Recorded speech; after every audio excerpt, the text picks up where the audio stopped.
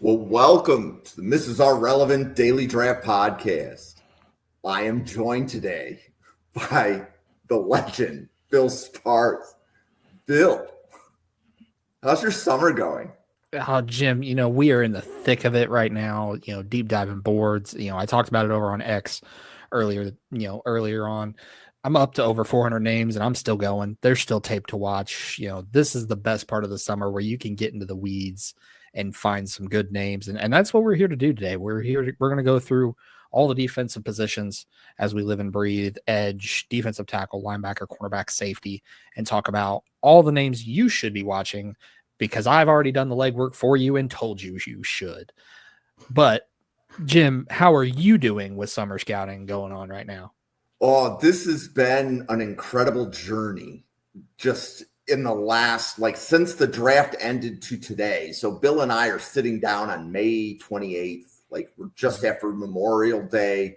My kid's last day of school was today. He's at Kings Island right now, right? And just in the last 6 weeks, seeing how quickly the draft professors go through a player list and determine if somebody's draftable, and we can start planning the content from now until next April. I'm there. I'm enjoying it. And very honored that you are part of the channel because, ladies and gentlemen, buckle up. Bill, you said that the first position you want to cover is edge, and you have, I believe, 37 of them that you think people should watch. So tell us about your edges. Yeah, that's correct. So 37 edges on my big board right now. To give you guys some context, the 3-year average as we watch this in 2025 is 20 edges. So there's going to be a deeper class coming, but these names are all names you should watch. We'll start at the top. Ruben Bain from Miami, TJ Parker from Clemson, Keldrick Falk from Auburn. Those are my top 3 guys. Those are going to be the guys whose names you hear pretty often. But we get to edge number 4, and the guy I want to spend a little bit of time talking about, it's Mikhail Kamara from Indiana. Standing 6'1", 265, just a twitched up, edge bending edge rusher. First step quickness that's one of the best in college football, especially in the Big Ten. Natural leverage, has very good stack and shed technique against the run. This is a guy, not only is he going to be twitched up around the edge, he's going to push people out of the way to stop the run. Scheme versatile. This is a guy you can stand him up as a linebacker and run him off the edge there. You could put his hand in the dirt. You could slide him inside even if you want to go with a little bit of a light box formation and do that as well. Heavy hands at the point of attack. This is a guy very heavy-handed. He knows how to use those hands effectively. And he jolts offensive tackles backwards. I like to call his hands the AED devices because it looks like he's giving him a jolt in the chest when he pushes them back. He also dominated one-on-one matchups at Indiana. A lot of guys, when you see them coming up to Power 5 level like Kamara did, you have a little bit of a question mark on, hey, he's going up to a new level of competition. How's this going to work for him? Kamara is not that. This is a guy that when he was faced with higher competition, he kept it moving and kept his level high. The big issue, though, is the frame. He's a bit of what I like to call a tweener, 6'1", 265. So he's a little bit short for the edge and a little bit big for a linebacker. So you got to kind of figure out how to use him. Very tight in the hips when you ask him to drop out into coverages. This is a guy that's not going to change directions too easily, but does have the ability to do so. And in addition to that, when you have him anchor against double teams, especially in the run, his base kind of narrows and he loses a lot of power from that. So it's going to be one of those things you really need a big defensive tackle next to him to help plug a gap or two. But this is a guy, when I watch him, I see Josh Paschal when he was at Kentucky in that same mold, very twitched up. This is a guy you unleash him around the edge and watch him make life hell for offensive tackles. But moving down the board, obviously we've got Mateo Ugalele from Oregon as the next edge. And then my next one after that I'm going to dive into, I'm going to go back to Big Ten country again. We're going to talk about Max Llewellyn from Iowa. The big thing about Max, he's got very good length and a very good frame. This is a guy you're looking 6'5", 258, Very prototypical build, but he has the ability to add muscle mass too. This is a guy, if you want to play him bigger at 270, 280, you can have him do that. If you want to have him slide down a bit to 250, you can have him do that as well. Has a high effort motor. This is a guy that's got the Lamborghini motor. It's going to go all night long, all 60 minutes, no issues with it. Very disciplined in setting the edge, rarely gets washed out. This is a guy that can set the edge well in run defense. You can see his technique is very well coached. You can see the coaching he's gotten from Iowa. His technique is very refined. Again, more versatility. He can play with standing up, put his hand in the dirt, move him inside into a light box. You can use him all across the board. The big things, though, is his pass rush plan. It's a little bit unrefined at this point. Even though he's got the technique, he doesn't have the bag. He relies heavily on his motor and his effort, which sometimes works. But when you get those more clever offensive tackles, it becomes an issue. He can still get after quarterbacks with his length, his motor, his juice. When I watch him, I see a lot of Kyle Vanden Bosch in that same mold. A guy who has the ability to win with effort, win with length, win with his frame, and get after it. The next names on my edge list, LT Overton from Alabama, Boubacar Traore from Notre Dame. I apologize if I'm butchering your name. I don't mean it. I didn't get the pronunciation guide this week. So Patrick Payton from LSU, Jalen Thompson from Michigan State, Gabe Yakus from Illinois, Danny Dennis Sutton, Penn State, Derek Moore from Michigan. We'll get into a few deeper cuts here. David Bailey from Texas Tech, Andrew DePape from Indiana, Tyreek Sapp from Florida, R. Mason Thomas, Oklahoma, Clayton Smith, Arizona State, Keaton Wade from Colorado, Braylon Shelby from USC, Samuel Okunola from Colorado, Joshua Josephs from Tennessee, Akeem Mesidor from Miami, Deshaun Womack from Ole Miss, Marvin Jones Jr. from Oklahoma, Corey Foreman from Fresno State, Richie Haggerty from Northwestern, Brandon Cleveland, NC State, Zion Young from Missouri, Williams Nwaneri, Nebraska, Anthony Lucas, another USC Trojan on the board,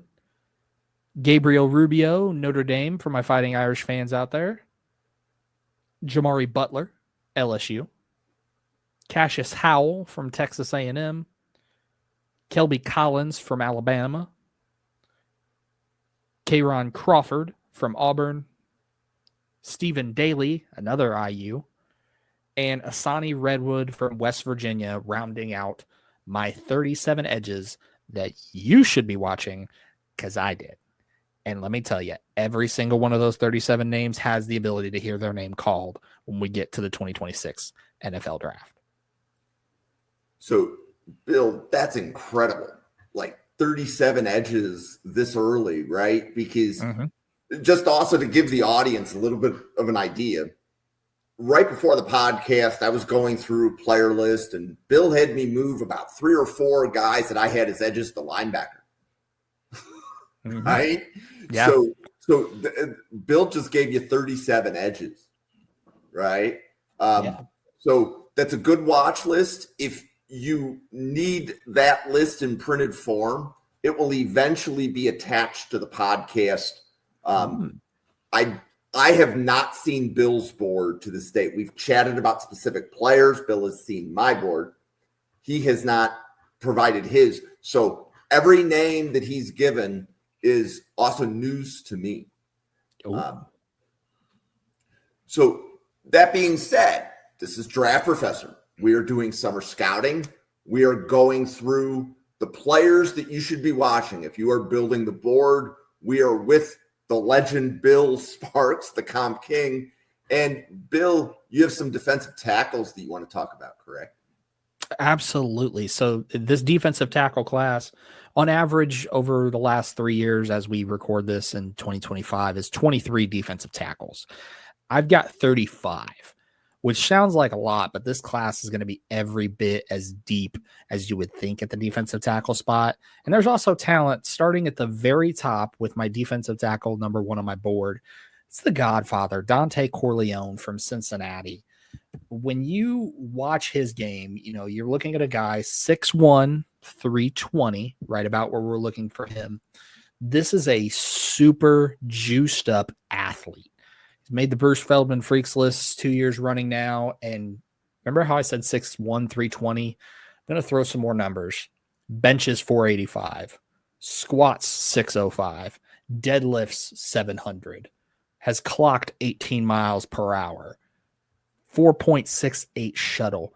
This is an Avengers level threat, folks. This is the kind of guy you make in a lab when you're playing on Madden 26 and you want to create a player and slide all of the sliders to 99. That's what you get when you get Dante Corleone. But, he maintains exceptional leverage with his pad level. This is a guy, he's a very good athlete, but he holds his pad level very well. His lightning quick first step that I just talked about allows him to penetrate with ease and get into the backfield and hurry, both as a run defender and as a pass rusher. Very violent hand technique. This is a guy, his hands and his body will arrive with violence. A relentless motor. It's going to go sideline to sideline for 60 minutes.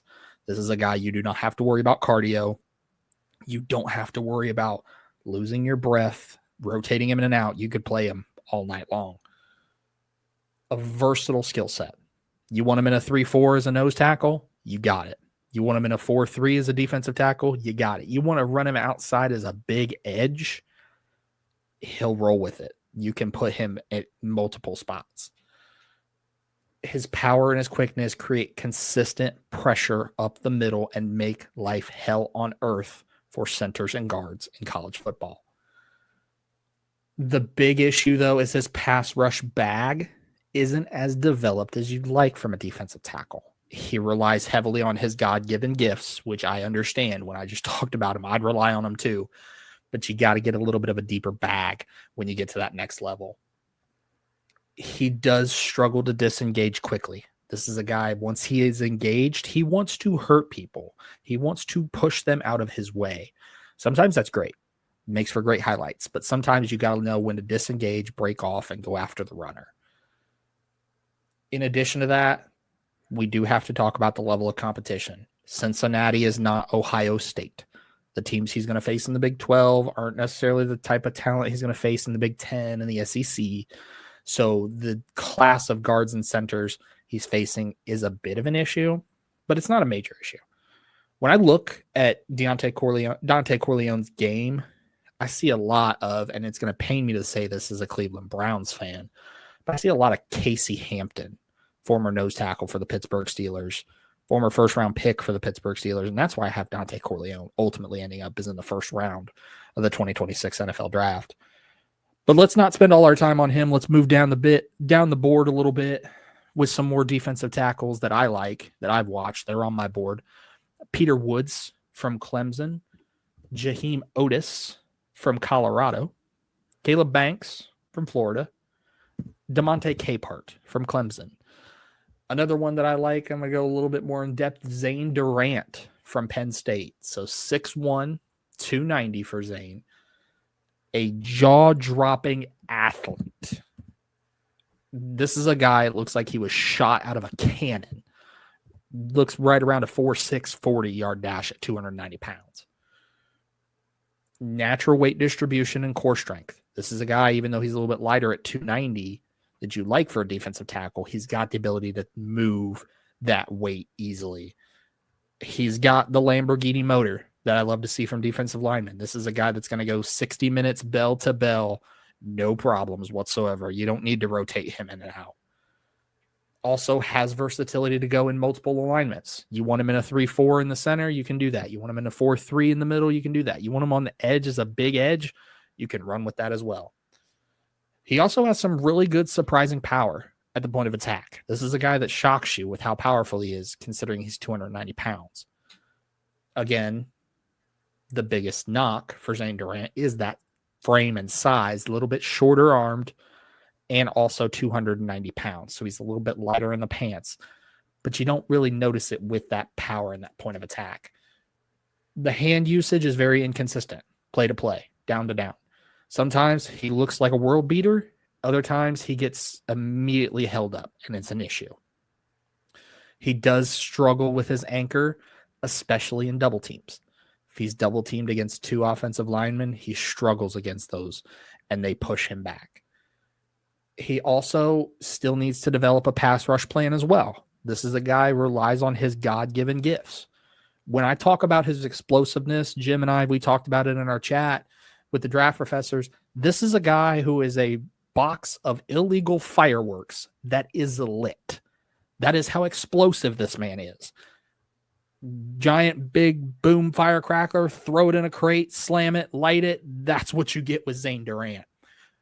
But he's not the only defensive tackle you should be watching.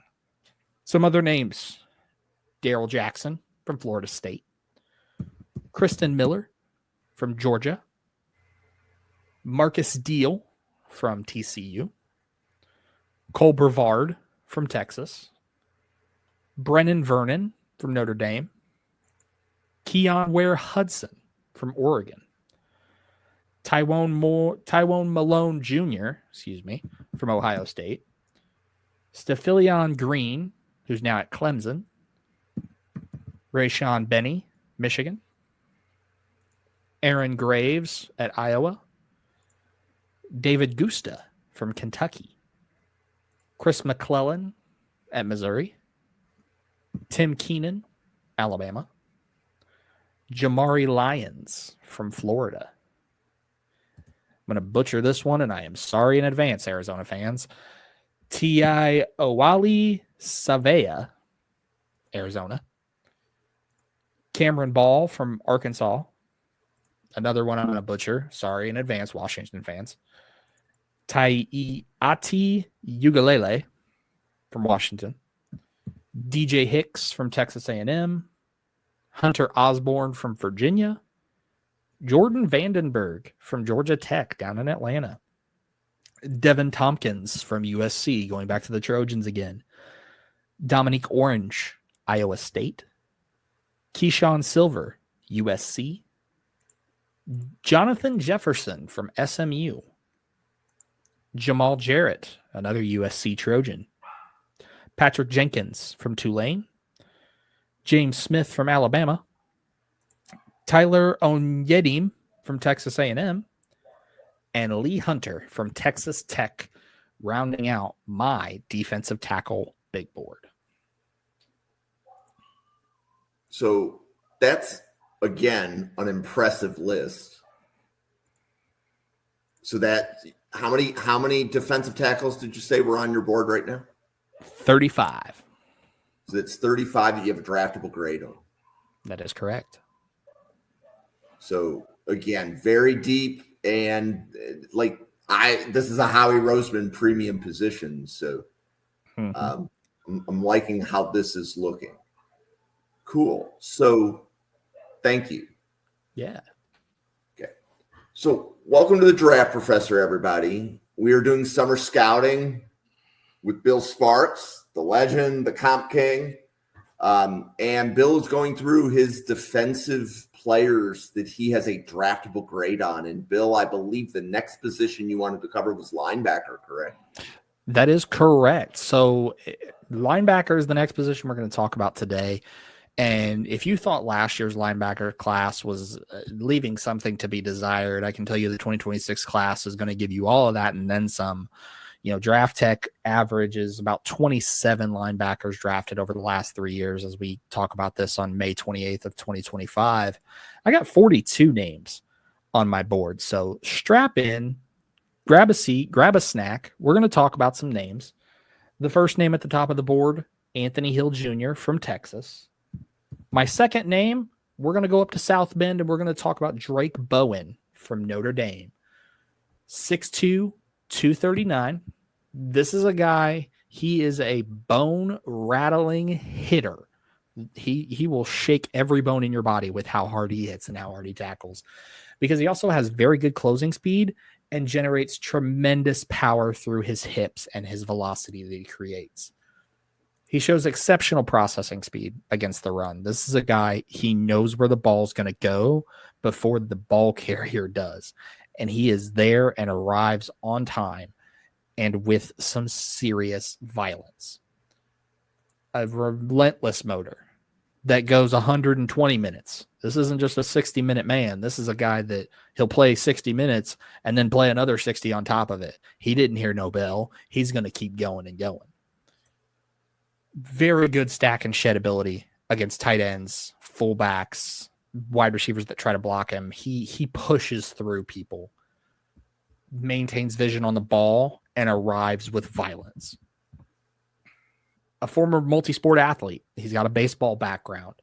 He's got excellent rotational power in those hips that I talked about to be able to generate velocity and turn and twist in coverage, and shows a legitimate versatility. This is a guy you could put him in the middle as a middle linebacker, an off-ball linebacker, an occasional edge rusher who can blitz from multiple angles. The big thing is, though, even though he has the ability to turn and run, his coverage skills do need some work. Oftentimes, it looks very robotic. It looks like Iron Man trying to turn and twist and cover someone in his metal suit. It's not fluid. He can be super aggressive when going downhill. This is a guy, he's a heat-seeking missile moving downhill, and sometimes he can't turn the targeting off. And he is see ball, get ball, but he doesn't realize ball is gone.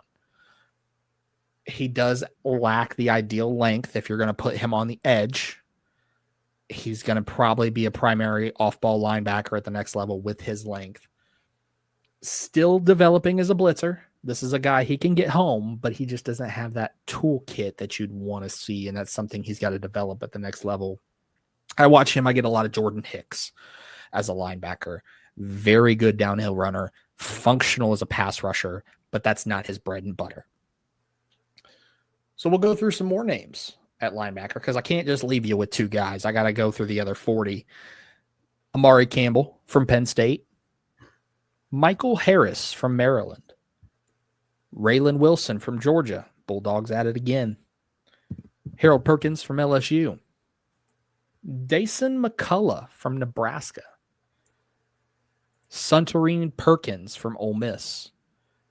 And we're going to double back with Ole Miss. Prince Will Umanmielen, related to Princely Umanmielen. Trey Moore from Texas.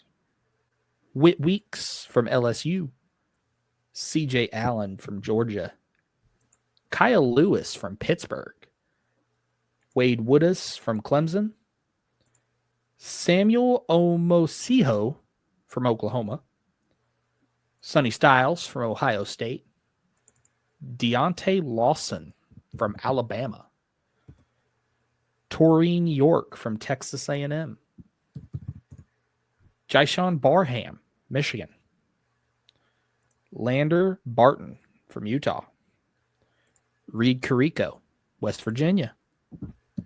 Ernest Hausman from Michigan. Devin Jackson from Oregon. Eric Gentry from USC. Trojans at it again. Damon Wilson II from Missouri. Tony Rojas from Penn State. Jeremiah Alexander from Clemson. And then Aiden Fisher from Indiana. We'll stop there because I want to talk about Aiden Fisher a little bit. This is a guy, when you look at his game, 6'1", 233, he has the football IQ of a 10-year vet. Diagnoses a play quickly, rarely is caught out of position. A tackling machine. You look at the last 2 years with Indiana and with James Madison, over 220 tackles in those 2 years. He makes sure that he will tackle somebody. Very physical. Plays downhill. Doesn't shy away from lowering the hit stick. Wants to get in there and put on the hard hat and go to work. sets the tone defensively with how hard he hits. This is a guy you could have him be that middle of your defense leader, your green dot wearer. Very strong gap discipline when filling the lane.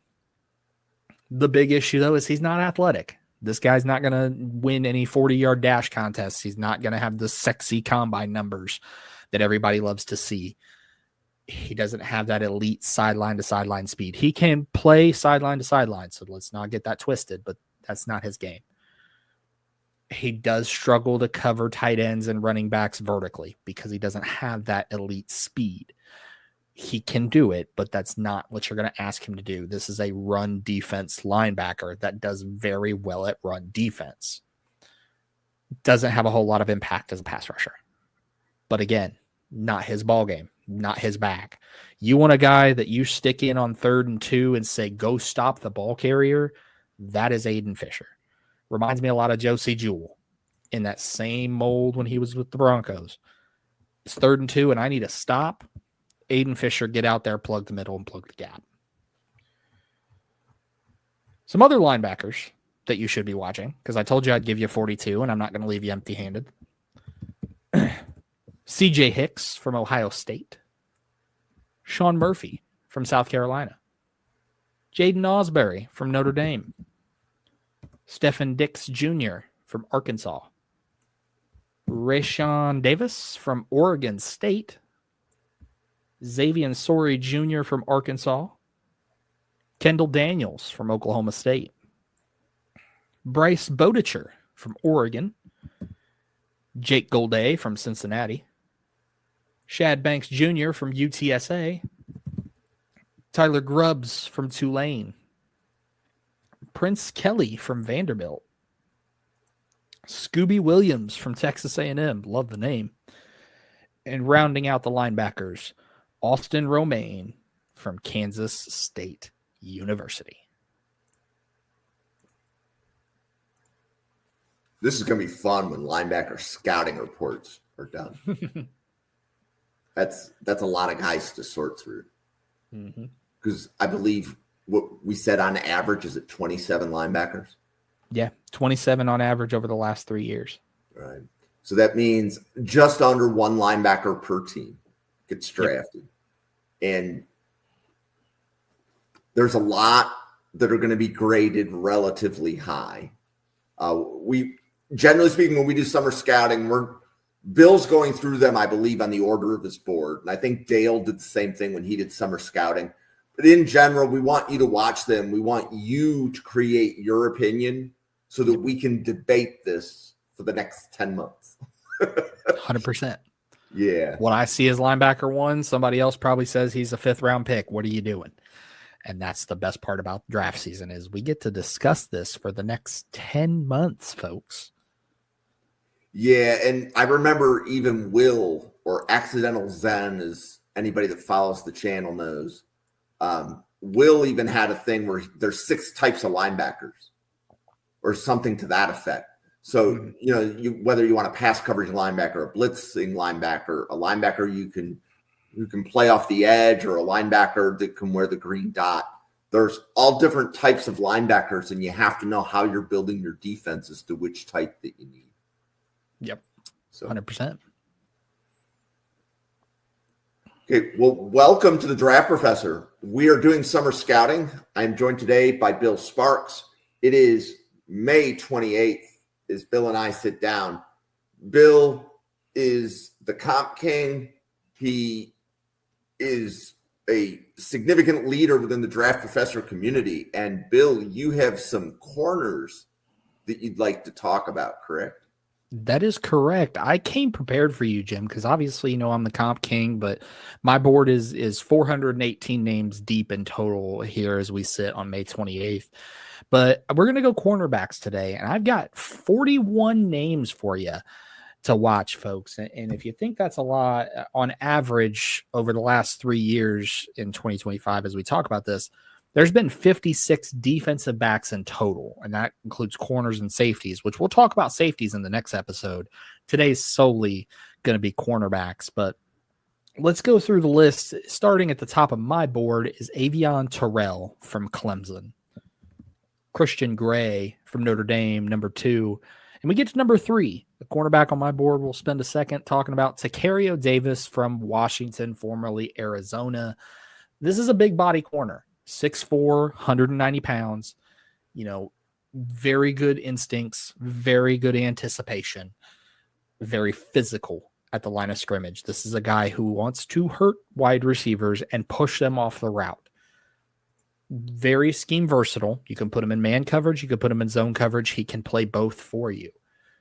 Very good movement for a guy of 6'4". Obviously, as you get taller as a corner, it gets harder to get lower in your back pedal. Davis doesn't have that problem. He doesn't have that issue. He's an effective tackler. Doesn't miss well, contributes well in defense. Uses his size to limit wide receivers vertically and horizontally. This is a guy you're going to have to work to get around and get by. He does have a little bit slower than you'd like long speed. It's average. It's league average. He's not a burner. He's not going to blow the doors off the place. But it can be a liability against some of the faster receivers, the Tyreek Hills, the Matthew Goldens of the world. They're going to blow by him. His feet can get a little sloppy in his back pedal. His level stays low, but his feet get a little sloppy. It's almost like somebody tied his shoes together initially, but he figures it out, gets it together, gets the back pedal working. He can be overly aggressive. This is a guy who is 6'4", 190 pounds and wants to mix it up with the best of them, but can be overly aggressive and leads to a few hot-headed penalties, which can be a problem at the next level. His body flexibility is limited. Again, 6'4", 190 pounds. He's not going to be the most flexible corner. He's very stiff. And sometimes that's okay. But he is a guy, if that ball's in the air, it's very difficult for him to adjust. But I look at his game and I see a lot of Tariq Woolen. The same style of corner. Big, physical, man coverage corner. Can play well in press. Can play well in zone. So if you need a big body corner to match up against larger receivers, Tacario is your man. But I told you I'd give you 41 cornerbacks, and I wasn't lying. We're going to keep going through the list here. Malik Muhammad from Texas. A.J. Harris from Penn State. Gerard McCoy from Tennessee. That's one of the more popular names on the list, so we'll add him here. D'Angelo Pons from Indiana. Josh Moten from Southern Miss. Amare Farrell from Indiana as well, adding more Hoosiers to the board. Jermaine Matthews from Ohio State. DJ McKinney from Colorado, another popular name in the community right now. And then we'll get to my next guy I want to spend some time talking about. I talked about him in the last cycle. I'm going to do it again here. Damani Jackson from Alabama. With Damani, this is a guy, 6'1", 197 pounds, is a burner. Talked about Tacario Davis and his average long speed. You don't have to worry about with Damani Jackson. This is a guy probably will run a 4.28 in the 40-yard dash, maybe a 4.25. He's going to blow the doors off of Indianapolis when we get to there in February. But he also has a very good physical profile. That 6'1", 197 pounds matches up well with wide receivers, so he can be physical with them. Very good versatility in coverage. He can play man coverage. He can play zone coverage. There's no deficiencies in either. You can deploy him in a multitude of schemes. He has a high ceiling because of his exceptional athleticism. He's a former 5-star recruit. This is a sky is the limit corner in the NFL. Very technically sound, very smooth mover. He can close gaps quickly. The big thing, though, his tackling technique needs some tweaking, needs some improvement, needs some refinement. A lot of times he's just throwing his body at people, which is fine at 6'1", 200 pounds, and you're as fast as you are, but eventually you're going to have a technique to be able to wrap people up, and he just doesn't have that yet. It can be developed, and that's something that he'll need to work on at the next level. In addition, his ball skills and his instincts do remain a work in progress. When you watch him, you see glimpses of what he can be in terms of his instincts and as a defender. And in some cases, you see where he just looks somewhat lost, and not in a bad way. It's just he doesn't have that that next level light bulb that clicks on and says, hey, ball's coming, I got to get there. The injury history that he has does raise some concerns, going all the way back to his high school days, suffering a knee injury, and it was a pretty serious knee injury. So I'd like to see him stay healthy. That's probably one of the biggest things. If I'm going to check a box for Damani Jackson, it's stay healthy this season. And the production that he brings doesn't match the physical gifts he has. And when I see that, when I see somebody who's as gifted physically in terms of speed, in terms of size, in terms of power, in terms of athletic ability, but I don't see production, it's a question mark. It's not quite a red flag, but it's a question mark. What does his technique look like? What does his game look like? And that's what you see with Damani Jackson. But this is still a very talented player. I see Xavier Rhodes every time I watch him. The same thing Xavier Rhodes did at Michigan State and then at Minnesota, I see in Damani Jackson, potentially even faster. So that's what I see from Damani Jackson. But let's continue on with some quarterbacks, shall we? So next up, we have Rayon Strader from Auburn, Jair Hill from Michigan, Damari Brown from Miami, Elliott Washington from Penn State. We're going to double up on LSU Tigers here. We got Mansour Delaney and Ashton Stamps, both from LSU. Isaiah Reed, formerly of Brown. Xavier Scott from Illinois. Smith Snowden from Utah, adding a Ute to the list. Keith Abney from Arizona State. We're going to bring another Sun Devil on board. Tony Grimes at Purdue. Chandler Rivers from Duke. Devonta Smith from Notre Dame. Jabril Rawls from Florida State, bringing the Seminole. Nyland Green, another Arizona State corner. Thaddeus Dixon, formerly Washington, now North Carolina. Des Ricks from Texas A&M. Ethan O'Connor from Miami. Davison Igbinosun from Ohio State. Robert Stafford from UCLA. Jacoby Johnson from Oklahoma. Jacoby Spells from West Virginia. Will Lee III from Texas A&M. Dalen Everett from Georgia. Ricardo Hallman from Wisconsin. Jakeem Jackson from Florida. Go Gators. Jalen Braxton from Arkansas. Preston Hodge from Colorado. And rounding out the list of corners, Dijon Johnson from the University of Miami. And that's 41 corners that you should watch, because I can tell you it's worth it. I watched all 41 bell to bell, pillar to post, and I loved it. I'd do it again. You don't even have to pay me. And I'd do it again. So that's a good corner list, as Bill said at the beginning. Approximately 56 defensive backs get drafted every year. So that would be, on average, almost 2 per team. Yep. And usually at least 33 of those are corners. But it's always difficult to measure, like a Jahdae Barron or Cooper DeJean, a corner, a safety. So that's why we have to kind of lump defensive backs together when we give some of those stats. But that's a deep corner list. The name that comes out at me is Isaiah Reed. And there is some sentiment to that, because I think he was covered on like the second or third podcast you and I ever did together. And then he chose to go back to school and enter the portal. Yes. Yeah. Isaiah Reed, I believe it was episode 2 with you, me, and Randall, when he was at Brown originally, went back to school, ended up at UCF at the University of Central Florida. And I'm very curious to see how he does this coming season. It'll be nice to look back on that second episode that we did, the three of us, you, me, and Randall, and compare that and his Brown tape to where he's at UCF. And I wish the best for him. If he's watching or his family's watching, Isaiah, good luck this season. Would love to talk with you, chat with you, maybe even come have you on the show with us at some point. But yeah, definitely a name to keep your eye on. Fantastic. Welcome to Summer Scouting. This is the Draft Professor, and I am joined today with the legend, Bill Sparks, the Comp King. Bill, the last position that you want to cover is safety. Would you like to go through your safety board for the fine folks that are following the draft, Professor?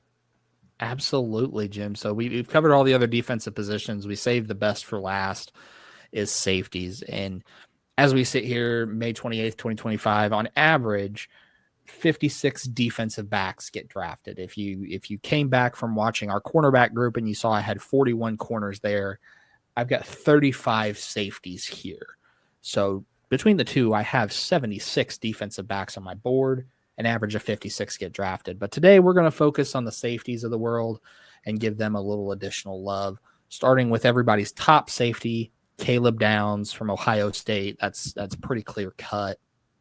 What's not as clear cut as safety 2, and for me, it's Dylan Thieneman from Oregon, formerly of Purdue. And when I watched Dylan's game, 6 foot, 207, even though he's 207 pounds, this is a guy that's got some speed and can move, can break on underneath routes with ease, crash downhill, has very good diagnostic abilities, and almost looks like he watches film more than I grind tape, which is crazy to think about because I do this 364 days a year.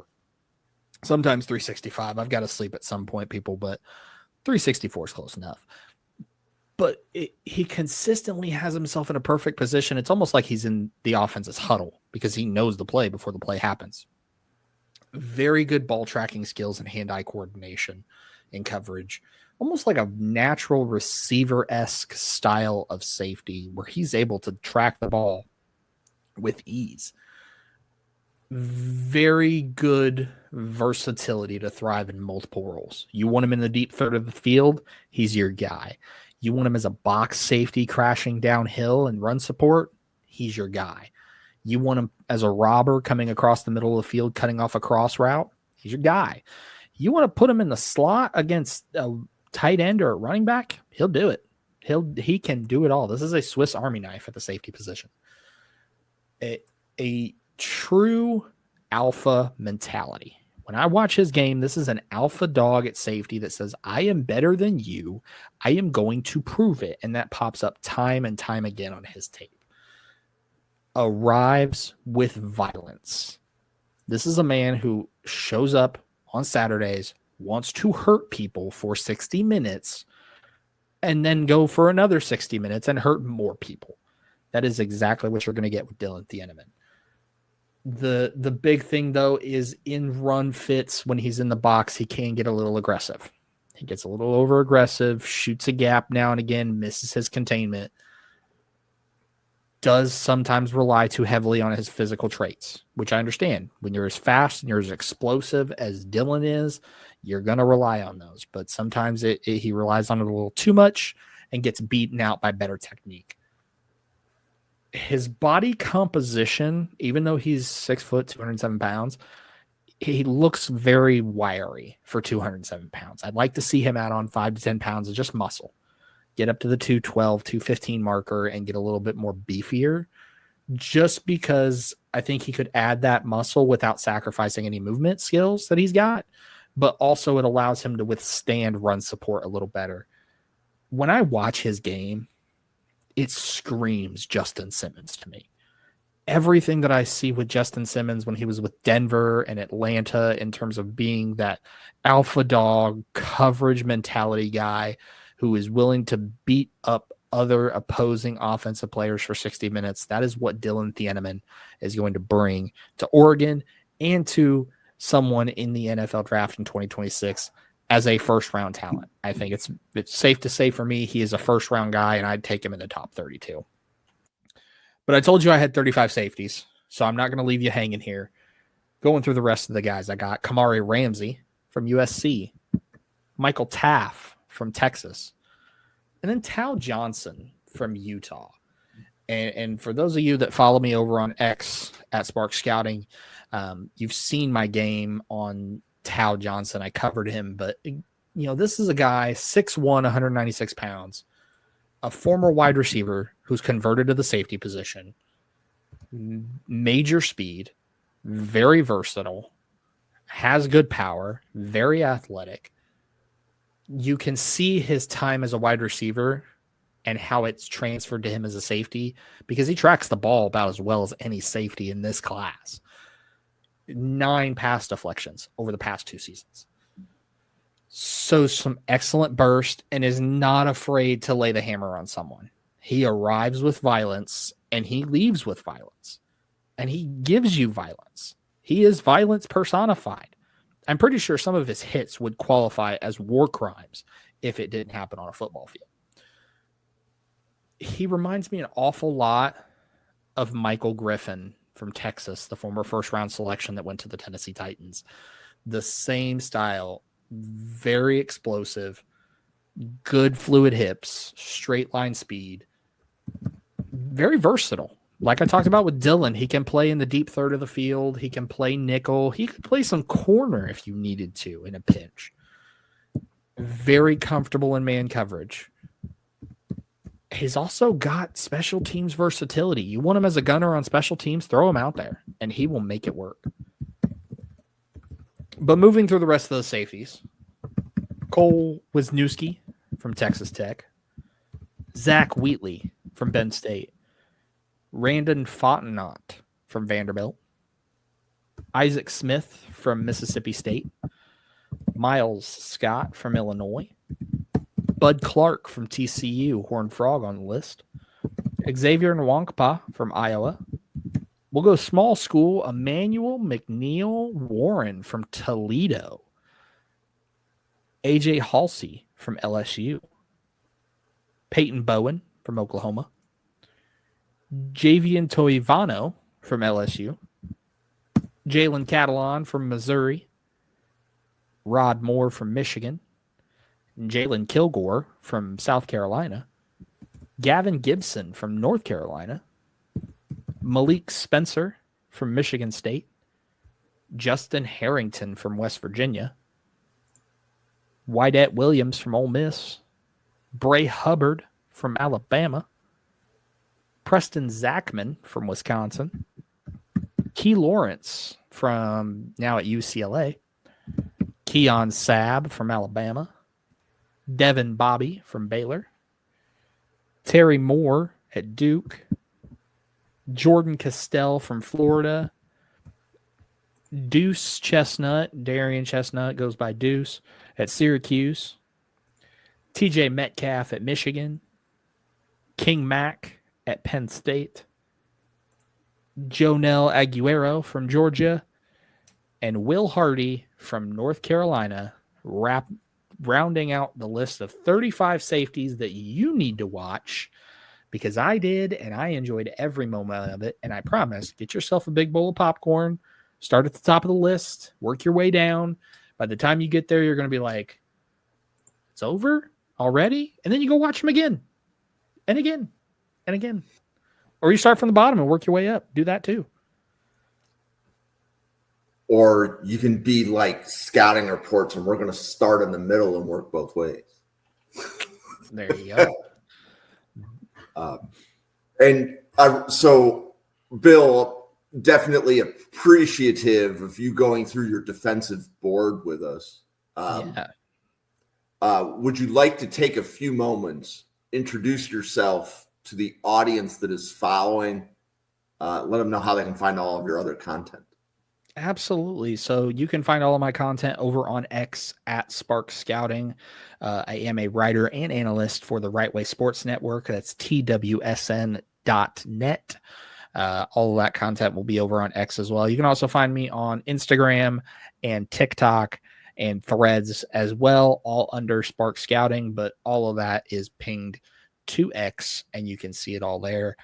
You can see me here at the Draft Professor, NFL Draft Fanatic, no I in Fanatic, on the Mrs. R Relevant Draft podcast on Wednesdays and Friday nights as we move through the summer, doing a couple of different things. I won't spoil too much. I got to give you guys a reason to come back and check me out, along with the other 80-plus draft professors we have here. But our lovely moderator, Jim, who puts this all together, is the unsung hero. He wrangles us all when we're all just talking about scouting reports and players. We'll be talking about Division III safeties, and he wrangles us and reels us back in, but then he also writes the name down, so we talk about it later. So, but Jim, you are the appreciated one, and we cannot do any of this without you, sir. Well, thank you. So as Bill said, you can follow daily draft content at NFL Draft Fanatic right there. No, I am Fanatic. It is the same on YouTube and Twitter.